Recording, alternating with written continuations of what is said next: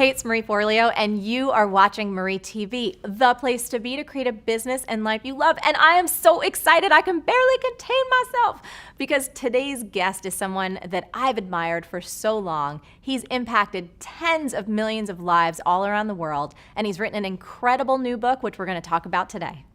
Tony Robbins is a best-selling author, entrepreneur, and philanthropist. For more than 37 years, millions of people have enjoyed the warmth, humor, and the transformational power of Mr. Robbins' business and personal development events. He's the nation's #1 life and business strategist. He's called upon to consult and coach with some of the world's finest athletes, entertainers, Fortune 500 CEOs, and even presidents of nations. Robbins is a founder of or partner in more than a dozen companies in industries as diverse as a 5-star island resort in Fiji to custom 3D printed prosthetic limbs. Through the Anthony Robbins Foundation and his matching funds, Tony feeds 4 million people per year in 56 countries. He's also initiated programs in more than 1,500 schools, 700 prisons, and 50,000 service organizations and shelters. He lives in Palm Beach, Florida. Tony, it is so amazing to have you here. Thank you so much for making the time. Thanks for having me. So I think I told you this way back when you interviewed me for the New Money Masters. You know, I just want to thank you from the bottom of my heart. When I was in my early 20s, I went to Unleash the Power Within. Yes. And you made such an impact on me, and it's influenced everything I've done personally and everything in my business. And I just want you to hear like who you are, what you do, how you serve. It makes such a huge difference, and it means the world to me to have you here today. Oh, that is so sweet of you. So thank you for that. Let's get started, because one of the things I admire so much about you is your energy and your passion and your stamina. I mean, you've been doing this for over 3 decades, and I know everybody watching Actually getting closer to 4. which is awesome. It's so incredible. Yeah. And one of the things that I so admire is I feel like you keep getting better. You keep doing more. You keep serving on a higher level. And from a personal, just stamina standpoint, tell us a little bit about what you do every day. What are your habits? How do you keep yourself at this high level of service? Well, I think there's the physical side of it, which, I do the equivalent of an ultra marathon every weekend. I do 52 hours. On the last day, I did 26.5 miles. The previous day, 22 miles. So just the physical side, you have to be in incredible shape. And I'm in better shape physically today, both my endurance and my muscular strength and so forth, than when I was 25, which is wonderful. And so I do certain things for that. But I think I should mention first, what's even more important is the psychological, spiritual side of things, because I think energy comes first, not from your body. It doesn't come from eating. It doesn't come from sleeping, because I've gone without those things for long periods of time and still been able to deliver. It comes from having a mission. It comes from something that you're being pulled by, not something you're pushing on. Those are 2 forms of motivation. You can push yourself to do things, and there's only so much you can push yourself to do.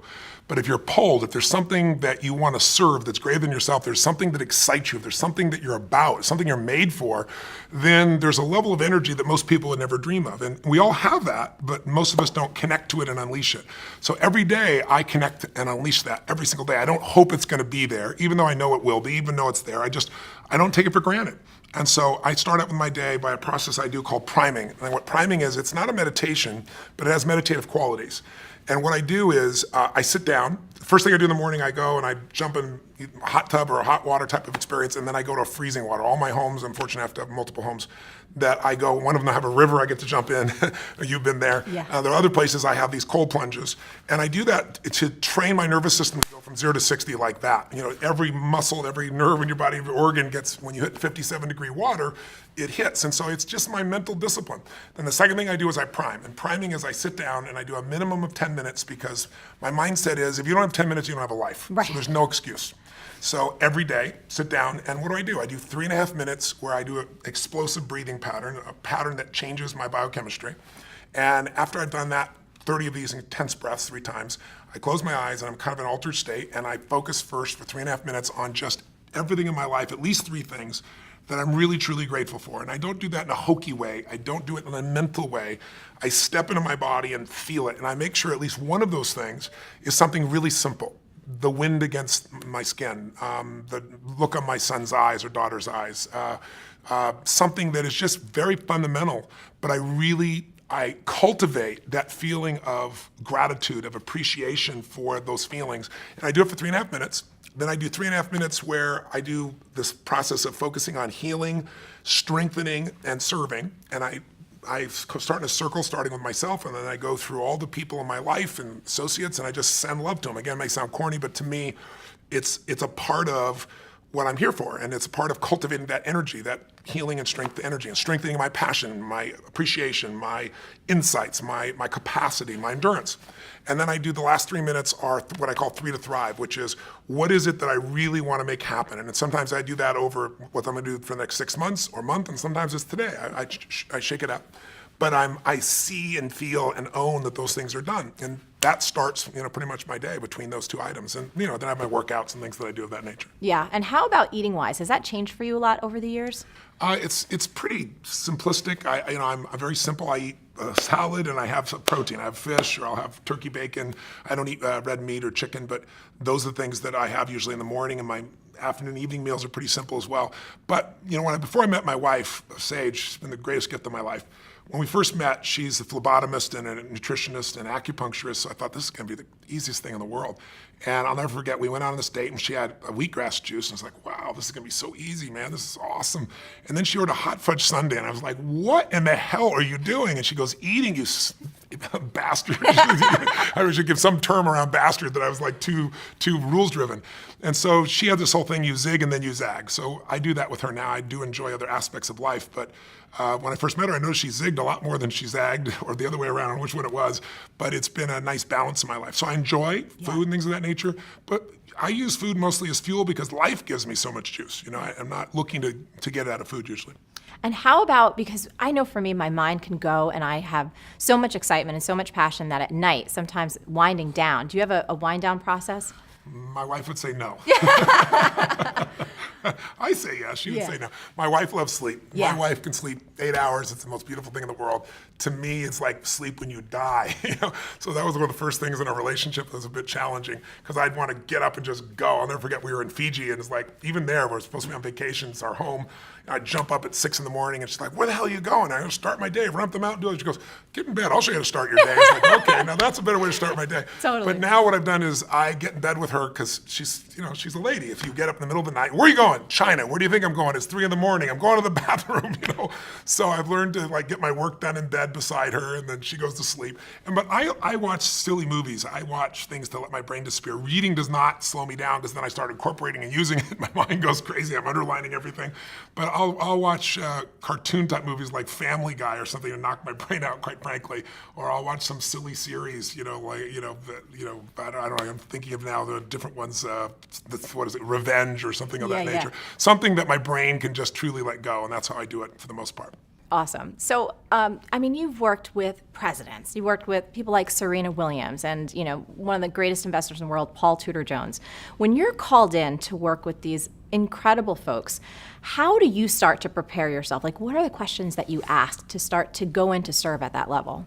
Well, they're different for everybody, obviously, but what I try to do, if I was trying to look at it from a universal perspective, I guess what I really want to know before I get there as much as I can is everything I can about the person. And I do that because I really want to know, what do they want? What do they want of their life? What's their mission? What are they after? And what do they fear? What are their concerns? Because I believe life is found in the dance between what you desire most and what you fear most. And if I know those 2 edges of a person, I know a lot. And then I dig under and try to learn as much as I can from other people about whatever the challenge may be. And then I go prepared to just learn from the person directly. But I want to know as much as I can before I go in there. Then I take all that I think I know, and then I see what's really real when I meet them. And I'm digging in to discover what's the challenge, what do they perceive it is. And usually, if I were to grossly generalize, if you're going to help somebody create a breakthrough, it all comes down to 3 areas. Either they've altered their strategy. We all have strategies, a specific way of succeeding, and sometimes we alter it, whether it be in sports or whether it be in finance or any other area. We forget something, we lose a little edge, we drop something out, and then it becomes a bad habit. Or sometimes it's a change in our beliefs. Like, you may have done something for decades and been really successful, but now I know one gentleman who's a good friend of mine that, had 52 Academy Award nominations, and he said to me one day, he said, if I make one more freaking movie, I'll kill myself. He's just like, I don't want to make a movie, I don't want an Academy Award, I don't want any of these things, And it's just like he's satiated. And so sometimes when people get satiated, they lose their hunger, they shift their beliefs. And when you change a belief, you change your biochemistry. When you change your belief, you change the way you execute. You change everything. And we all develop as stories. And sometimes stories are empowering and sometimes the mental stories are disempowering. So I'm listening for those. I'm digging for those. And then I also look at their state. Because you could do the same exact action from a place of being pissed off or from a place of playfulness, and the same action's not going to get you the same result. And so I'm looking for that quality of what's going on in them. And then I look and try to find out what it was like before. So with Paul Tudor Jones, I went back and I watched videos of him when he was at his best. And I saw how he used his body and the way he moved, and I saw him now sitting still and kind of slumped over, and he'd broken his leg, and he had talked at a different tempo. So I look at biochemically what's happening, physiologically, I look at psychologically what's going on, and then I look at structurally what they're doing. And then I develop a plan to help them get back to where they were and beyond, to better performance than they had before. Incredible. The other thing that I was fascinated I wanted to ask you so bad, you probably accomplish more than most people do in, I don't even know a time frame. And of course, you get to talk with people who are at the highest level of their game. When it comes to productivity, what do top performers know that a lot of people just don't? What are we missing? Well, I think the best performers are focused on outcomes and not activities. If you try to manage your to-do list in the world we live in today, where most of us have multiple roles, we're trying to be a great business person, a great husband or wife, great father, great community member, or whatever, there's just so many roles, you can never get all your to-dos done. And what helped me in my life was I started at one point saying, I'm not going to let myself fail every day. I'm not going to get a to-do list, and I'm not going to not write a list so that I don't fail. I need to focus on what matters most. I needed to organize my life into categories where I say, these are the most important outcomes, and then I know why I'm going to do it. If you know what you really want, the target, and you know why, you have the focus and you have the fuel, then how to get there, there's so many ways to get there. And then the most important thing I think that the most productive people do is we leverage what we do. We don't delegate. Delegation is I give it to you, and then when it doesn't work out, I'm pissed at you. Leverage is I empower you. If I'm leveraged, I'm still part of that, and I'm going to make sure you succeed. I'm going to follow up. I'm going to make sure before the deadline I touch base with you. I'm going to make sure you have the resources to succeed. But what I do is empower people. Go, here's the outcome, here's the why. I get you and I aligned with the outcome and the why. You figure out how you want to do it. I'm open. You want brainstorm with me, I'll do it. You'll probably come up with better ideas than I do. And when you empower people to come up with their own how, and they know what and why, you can get the job done 100 times faster, especially if you get a group of people. I'm a big believer that early in my life, I thought I was such a smart person. I'm going to solve all this stuff. Part of it was being responsible, and part of it is ego that we all have inside ourselves if we've succeeded to a certain extent. I said, this is bullshit. You know what?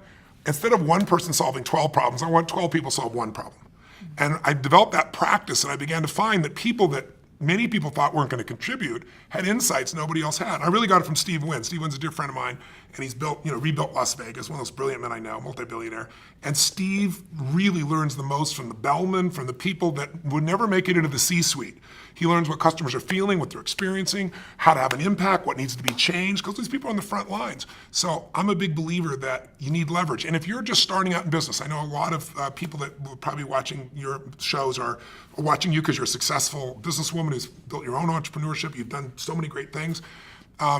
I think in the very beginning, the hard thing is you think you can only do it yourself, and then there's only so many hours, and you've got kids and family and friends, and how do I do it all? The answer is you hire someone. You trade with someone. You trade them for 2 hours. That's what I did in the beginning. Because I'll never forget, I was just really young in my career, very in the early days, and I was running to get to the dry cleaners so I could get my only 2 suits. Because if I didn't get them, then the place closes, then I can't get on the plane, running to the airport, sweating like crazy. I'm a sweater anyway. Right? It's like sweating like this, trying to get in the door, and it's like, what is wrong with this picture? I could be doing something that's so productive, and I'm standing in line at the dry cleaning place. And this is just nuts. And so I was really young. I was like 17, 18, 19, I don't know what it was. And I said, I'm going to hire somebody. 2 hours a day, that's what I had to start with. And then it was 4 hours. And so my view is I don't do anything that someone else can do better, and I don't do anything that isn't the highest and best use of my time. Now, when I say that, that's gross generalization. There are things I still will do. But for the most part, by finding people and getting clear on outcomes and the why, what I call RPM, you got to know the result, You got to know the purpose, and then you got to have a massive action plan. And the plan can change. But that RPM, the stronger the RPMs, the faster that car is going to move. And I try to do that not just through myself, but through other people. Beautiful. So last thing I want to talk about before we dive into the monster book, which I can't wait to get to, is this idea of slumps. I know a lot of times you're called in when someone's, either hit a plateau or they're having a tough time. So 2 questions. A lot of folks that write in, they'll ask me questions or they'll just comment on the blog and they find themselves in a tough spot. Maybe they've experienced a certain level of success and like you said with your friend, Peter, it's just like, I don't want this anymore. I don't know what I want next. Any common patterns or things that you can share about slumps and how we can support ourselves to get out of them? Well, most people hit plateaus, and the most important thing when you hit a plateau is not to be pissed off and stressed out about it because stress won't make it better. It's also not to take it lightly and go, oh my God, this doesn't matter. It's that delicate balance where you say, okay, how do I get from where I am to where I really want to be? And if you don't put the emotional charge on it, it's easier, but that's easier to say and harder to do. The pattern I see in slumps, whether it be an athlete or a financial trader or an actor or any of that nature, is number one thing that causes a slump usually is you get too comfortable. When you start doing something and you're really successful, a lot of people lose their hunger. And if you ask me, what is the single most important element of any human being that separates their level of success from the rest of the world? It's hunger. It isn't intelligence, as valuable as that is. There are people that are incredibly intelligent, can't fight their way up a paper bag. You show me somebody who's not only hungry, but doesn't lose their hunger, they will dominate everything. And you see that in the greatest sports stars, the greatest entertainers, the ones that they're insatiable. And because of that, you like being around them because there's this energy about them, this passion about them, and very few people maintain that. And you lose your hunger, you go into a slump. You get overconfident. Another pattern that happens that gives people a slump is when something changes in their world that they're not prepared for. Like, I've been doing this forever and oh my God, now my relationship's messed up. Or, I've been working hard and being a lawyer and now my wife's upset, her husband's upset with me. What do I got to do here? And what it does is it throws people off their rhythm. And so I try to figure out what's happening in their environment and show them how they can win in both categories simultaneously. A third one is when people do something where they get mad at themselves, kind of like a Tiger Woods, and then he's got all the skill in the world, nothing changed in his skill, but for that year and a half or whatever it was, he was beating himself up, And in that state, it's kind of a self-sabotage. And so depending on what form I find, I enter in and make the changes. And there are almost always changes, again, in the psychology of that person, the emotion of that person, because we have these great minds. Everybody's got a great mind, or at least available great mind. But we're emotional creatures. And we forget that because we live in a society that tries to value thought much more than emotion because emotion is scary for us. Emotion can come really fast. And so some people try to avoid it at all costs. Other people are overwhelmed by it. My view is that emotional intelligence is a wonderful thing, but I much prefer emotional fitness. Intelligence is a capability. Fitness is a state of readiness. And what I do is I train myself to always be ready, and that makes you execute. And I think too many people settle for, I know this, as opposed to I'm doing this. And I try to train myself and others to be in that state of readiness all the time because that's where life is really fulfilled at the highest level, I think. I do too, agree 100%. So let's move on to this monster book, which it is a monster in the best way. It's the most beautiful thing. So do we have a copy that we can kind of bring in? I just want to hold this thing up because it is so awesome. So Tony, I got the galley from your team, which it's like, all right, y'all, you're seeing it right here. We're going to talk about this now. I truly believe in my heart of hearts that every human being needs to get this book. They need to read it for their family, for their friends, and most importantly, the last couple chapters about service. I was in tears. I loved every bit of it. My copy is highlighted cover to cover. I've already taken action on a lot that's in the book. Yes. This is your first book in 20 years. Yes. Why this topic? Why now? And what makes it different than all the other money books that are out there? Well, one reason I haven't written a book is I hate writing. Just being honest. I'm on a plane about every 4 or 5 days. I go to 15 countries. I see 250,000 people a year. I love the live event. I love the spontaneity. You get to do something new constantly. You get to see what's really going on with a human being. And writing is an isolated, by yourself process that God bless the people that do that stuff. But I got pushed over the edge because there's only a few subjects in life that really affect the quality of your life, right? There's your body. There's clearly your relationships, your emotions, and money is one of those places. And I've shared with people a lot about this, and I grew up with in a very tough environment financially. We had no money. There were times, our car was repossessed. There were times we had no food. So, and it didn't last, but it was one of those places where you had that uncertainty all the time. And so when 2008 happened, That's what pushed me over the edge. Because when I started seeing so many people losing their homes, losing half of what they saved for their whole life, and then I kept thinking, well, the government's going to do something because this is a raw, horrific situation that's been brought about by a small number of people. By 2010, when nothing had been done, I was mad, and I was reading every article, I was watching every documentary, and the final one that just pushed me over the edge was called Inside Job. I don't know if you saw it, but I have it ordered on Netflix. Okay, yes, yeah. It's Academy Award, won the Academy Award. Matt Damon did the voiceover. But what's amazing is they systematically showed who specifically virtually destroyed the world economy, and then showed that the punishment they got is not only all of us bailing them out, but they were put in charge of turning the economy back around and giving more money to do this with again. So at the end of this film, you understand what happened, but you have one or two emotional responses depending upon your personality. Either you want to kill somebody, you're so angry, or you're depressed because there wasn't one solution to the whole thing. It's a beautiful documentary, but not one solution. I'm a solution guy, so I was like, something's got to be done. I know I'm not the only solution, but I have a unique gift. I have access. Because most people don't know, they think of me as the motivational, positive thinking guy. That's never what I've been. I've been a strategist my whole life, and Paul Tudor Jones, one of the top 10 traders in the history of the world, has been my client for 21 years.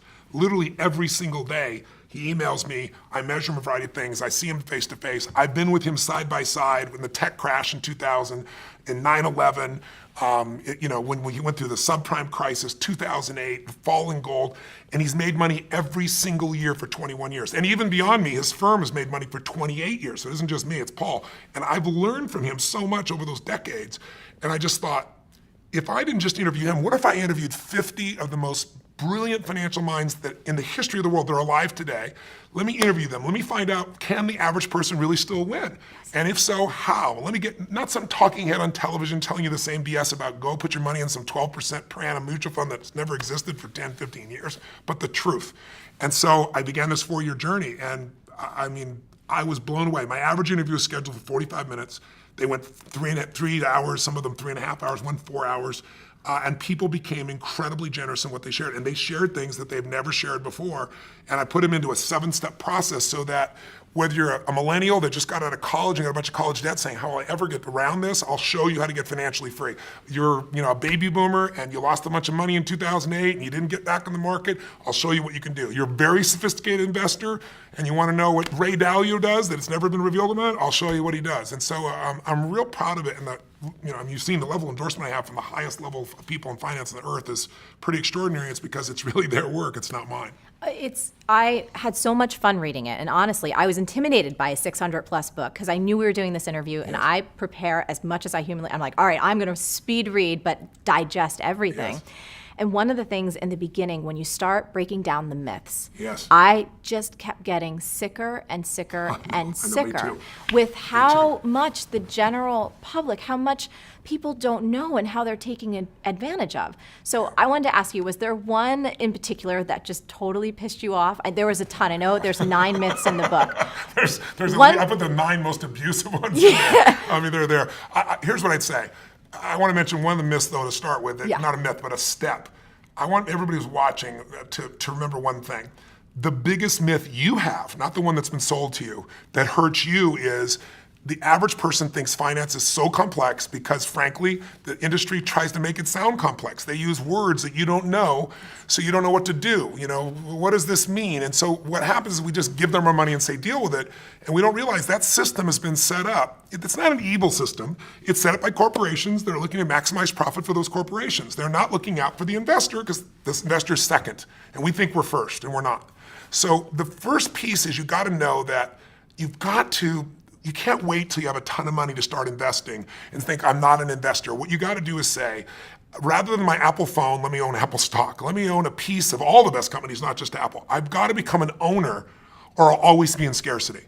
If you can invest in business, even a small amount, you can grow. And I don't care how small it is, but you got to automate it. There's a gentleman named Theodore Johnson who is amazing. He worked for UPS, started as a driver, never made more than $14,000 total in a year. That was his highest salary in a year. In his old age, he's worth $70 million. And how did he do it? All he did was what I teach is the first step is you got to take a percentage of what you earn and pretend it's a tax. You're never going to see that money again. You automate it, it goes straight to the investment account, and you never see it as money you can spend.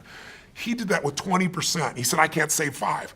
Somebody in his family said, if there was a tax, you'd pay it, and they made it 20%. When you save 20% and you compound it, its numbers are incredible. So I show people how to do that. But then the problem is, if you do that first step, but you don't do the second step, which is become an insider, yes, and understand the rules of the game, then the old adage is a person with money meets a person with experience. The person with experience ends up with your money. I mean, that's how it works. So I'll give you 2 or 3 of the myths real fast. One, this myth that someone says, give me your money and I'm going to beat the market. It's just a lie. Warren Buffett made it clear it's a lie. Ray Dalio, one of the greatest investors in history.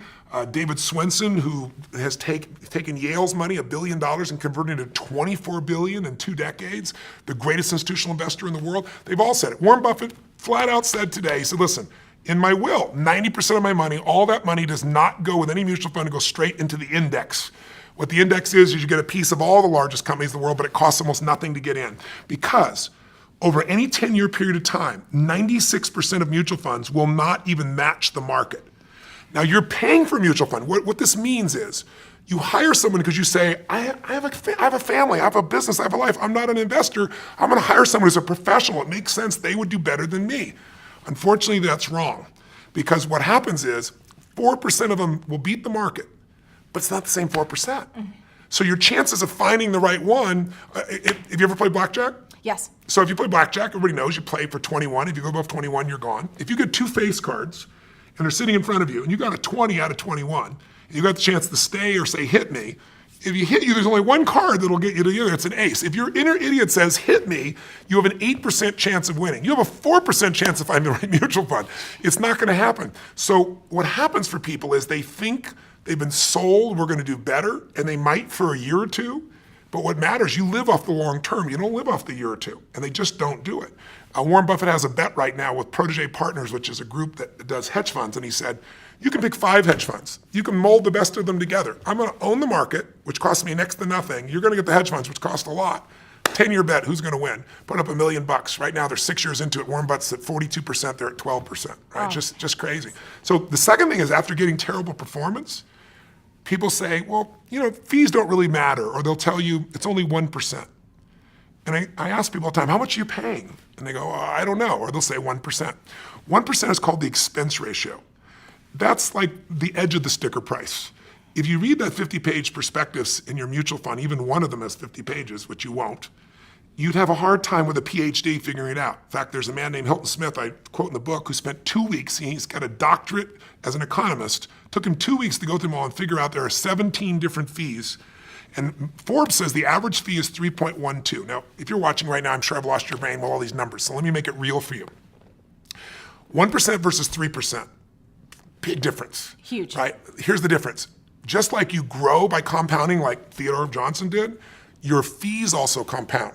And people don't know that when they hear that little number. So if you had 3 people and one gets 1% in fees, 2%, the other in 3%, they all get the same return. They start out with $100,000 at 35. For 30 years, they accumulate to 65 years old, 7% compounded. They all get 7%. The only difference is the fees.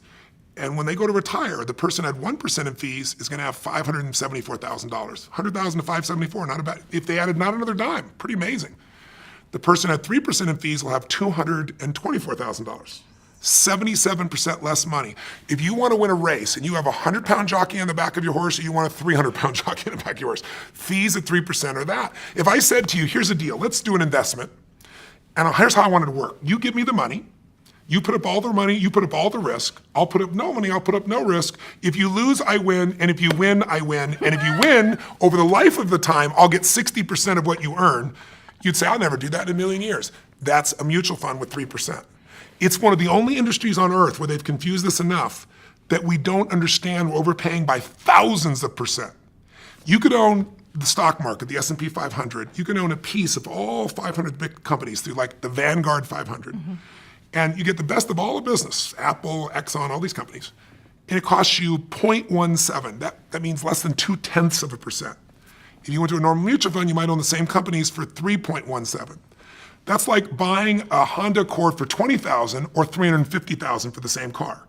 If you pay $350,000, you figure out the person next door paid $20,000, so you go crazy. That happens every day with finances because people don't know how to look at this. So when they read the book, that'll never happen to them again. Yeah, and this is, I mean, there's so much. I could talk to you forever, and I know your team is like, oh my God, we got to get him out of here. But a couple things before we wrap up. First, what we discovered with the all-season strategy and what you were able to inspire Ray, one of the leader of the largest hedge fund in the world. Yes. It's absolutely incredible. He's an amazing man. Let me just give it to you really quick.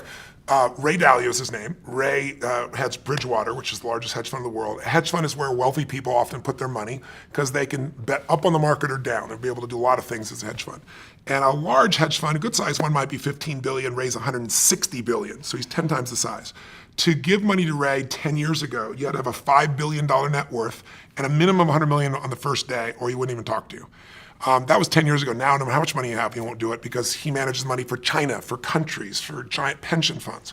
So I get a chance to meet Ray, and I did 15 hours of prep for that. Just like I want to be all pitch and catch with him. I was very fortunate, found out that he'd listened to my tapes and was a fan of my work from years before. And so our 45 minutes went close to that 3-hour mark again. And at the end, I said to him, went back and forth, and he really enjoyed it, and I enjoyed it, obviously, learned so much.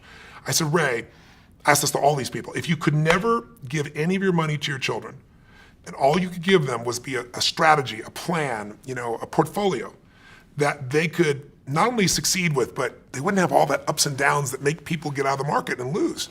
I said, what would it be? And he said, my all-weather portfolio. I've already designed it. All my money's in it. My kids' money, all the money that I have for contribution to society is in it.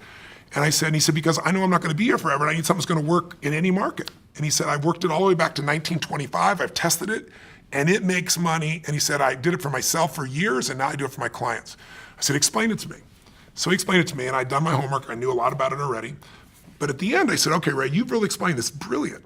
You're showing me why in 2008, people that had half their money in stocks and they thought they were safe, half their money in bonds, like everybody tells you, a balanced portfolio, they both lost money. He explained why.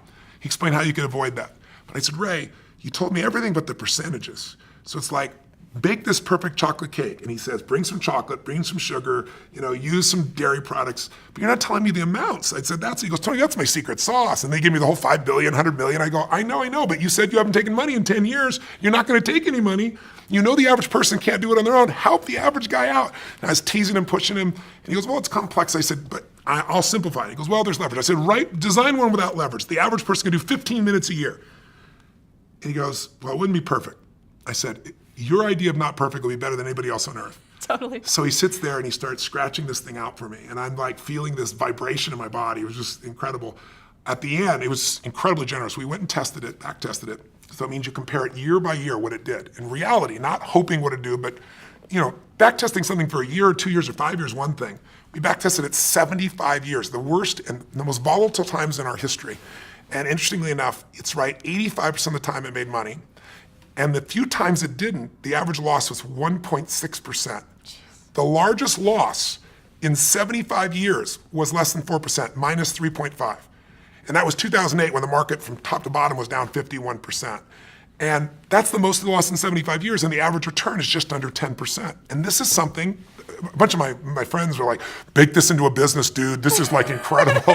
And I was like, you know what? I'd love to do that, but this was given in the spirit of free to anybody. Yes. So it's there. Somebody can go to the library and get my book and they can just copy the thing down. But it's available to any human being and anybody can put it there. Now, that's not the only strategy there. I have David Swenson's strategies. I have all the best. Tons. But his strategy is the smoothest ride. Because the biggest challenge, if you look at the last 30 years or 20 years, 1993 to 2003, the average investor in mutual funds, well, the market did 9.2% per year, really nice, on average.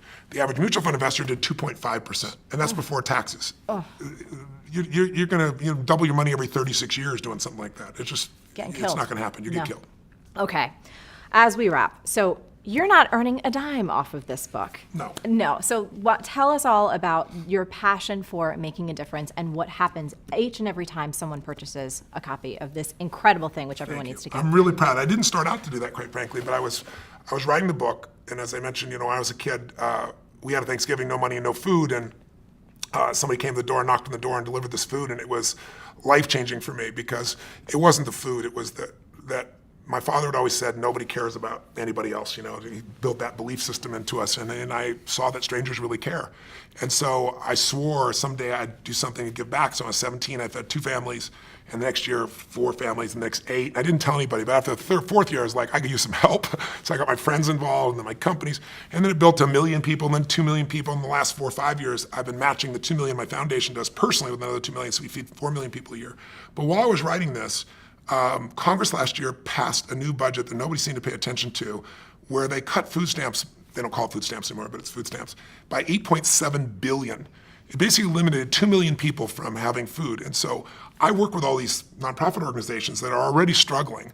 And it just made me crazy. And I thought, okay, what if I'm working my ass up in this book, but you know what? I could donate all the profits of this book, not a percentage. And then I thought, what if I donate all in advance? Whether I make money in the book doesn't matter. I'm going to do it in advance. How many people could I feed? And it was 10 million. And I was like, wow, that excited me.